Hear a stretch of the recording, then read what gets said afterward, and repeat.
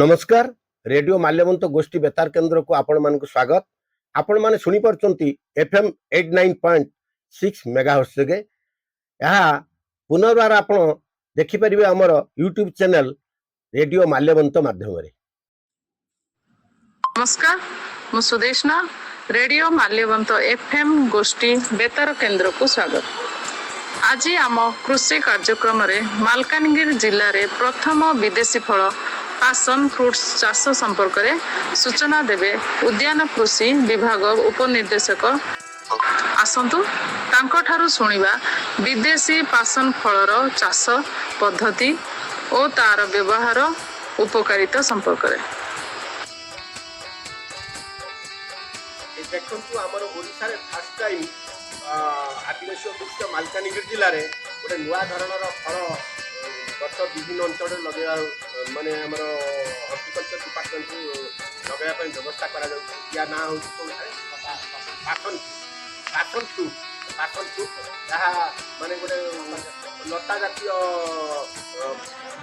फल गछ आ फलटा बहुत देह उपकार और निरोग जहाँ आमर केते लगा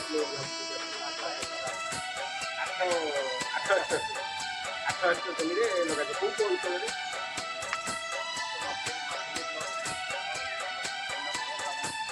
अच्छा आमर ये सब आमर मालकानगिरी जिलार माथिली ब्लॉक कोरकुंडा ब्लॉक और चित्रगंडा ब्लॉक ये 3टी ब्लॉक रे लगा कौन ठंडा जगह हुए बोले गरम जगह ठंडा सब जगह बहुत जलवायु सब जलवायु चाष हो पार यहाँ गोटे प्रथम थर कर मालकानगिरी जिले में आरंभ होगा जाऊँ माने विभिन्न प्रकार यार कौन सब्सिडी अच्छी ना कौन चाषी मान ताले चाषी मान आमर सब्सिडी व्यवस्था भी अच्छी आपण मैंने चाष करूँ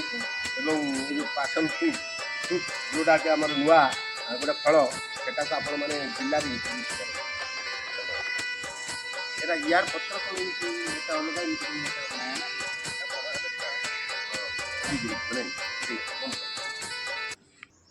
मो ना दानिधेरी राउत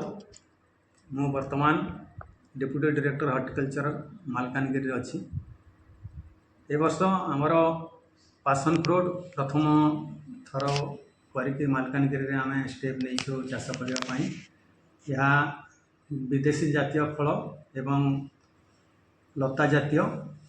एवं एटा प्रथम करी आमर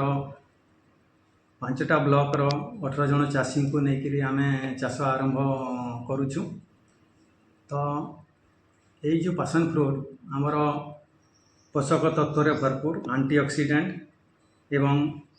यह चाष कले से आइसक्रीम केक इत्यादि तैयारी करी हुए एवं यह उत्तप्त जलवायु परिवेश रे चाष करी हुए। यह मालकानगिरी एरिया रो आमर आदिवासी अध्युषित अंचल रे आमे प्रथम थर करी आमे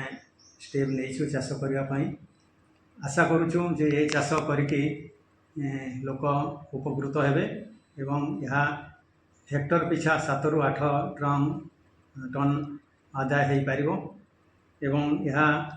एथिपाई सरकार मटेरियल कंपोनेंट हिसाब रे चारा खत औषध एवं ट्रेली मेथड रे एटा जेहेतु हुए ट्रेली रे सुविधा करा हेबो फेंसिंग इरिगेशन ये सब सुविधा चाषी को दिया होची। आउ मु आशा करी वर्तमान मालकानगिरी जिले में चाषी माने उपकृत चाष करी उपकृत हो पारे बोली आशा करुँची। अच्छा यहाँ आमर कौ जलवायु भल चाष हो पार यहाँ साधारणतः जो एरिया रे आर्द्रता थिवो एवं उत्ताप टिके बेसी थिवो से एरिया रे चाष करी होची। धन्यवाद।